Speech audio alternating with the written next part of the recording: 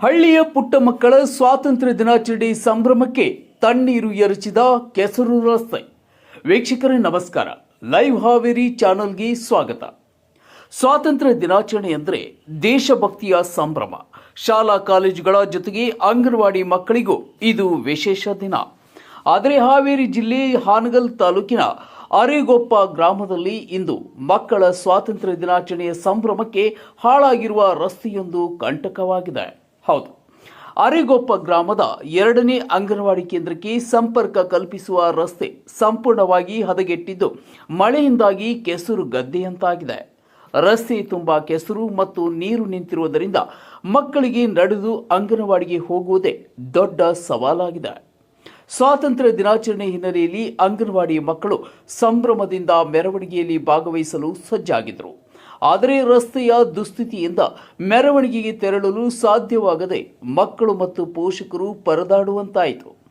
ದೇಶದ ಸ್ವಾತಂತ್ರ್ಯ ದಿನವನ್ನ ಖುಷಿಯಿಂದ ಆಚರಿಸಬೇಕಿದ್ದ ಪುಟಾಣಿಗಳ ರಸ್ತೆಯ ಸಮಸ್ಯೆ ನಿರಾಸೆ ತಂದಿದೆ. ಪ್ರತಿದಿನ ಅಂಗನವಾಡಿಗೆ ತೆರಳುವ ಮಕ್ಕಳಿಗೂ ಇದೇ ಸಮಸ್ಯೆ ಎದುರಾಗುತ್ತಿದೆ. ಮಳೆ ಬಂದಾಗ ರಸ್ತೆ ಮತ್ತಷ್ಟು ಹದಗೆಡುತ್ತಿದ್ದು ಮಕ್ಕಳು ಕೆಸರಿನಲ್ಲೇ ನಡೆಯಬೇಕಾದ ಪರಿಸ್ಥಿತಿ ನಿರ್ಮಾಣವಾಗಿದೆ. ಪುಟ್ಟ ಮಕ್ಕಳ ಸುರಕ್ಷತೆಯ ಪ್ರಶ್ನೆಯು ಇಲ್ಲಿ ಗಂಭೀರವಾಗಿ ಕಾಡುತ್ತಿದೆ. ಇದರಿಂದ ಬೇಸತ್ತ ಪೋಷಕರು ಮತ್ತು ಗ್ರಾಮಸ್ಥರು ತಮ್ಮ ಆಕ್ರೋಶವನ್ನು ವಿಭಿನ್ನ ರೀತಿಯಲ್ಲಿ ವ್ಯಕ್ತಪಡಿಸಿದ್ದಾರೆ.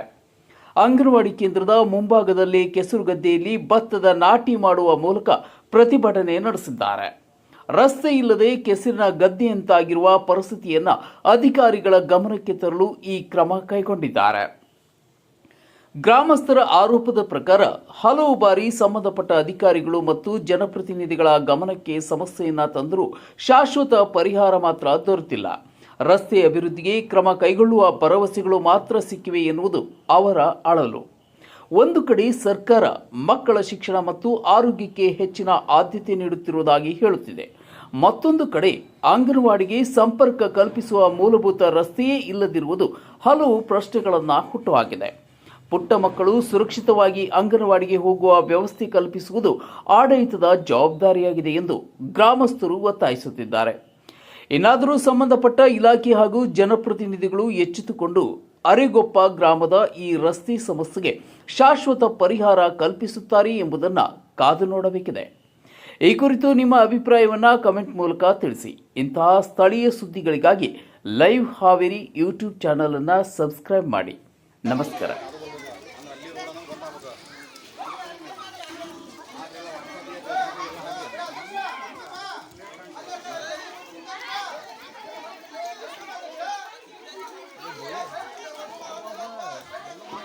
ಅಧ್ಯಕ್ಷರು ಮೆಟ್ಟಿದ್ದಲ್ಲಿ ಹಾಕ್ಬಿಡ್ತಾರ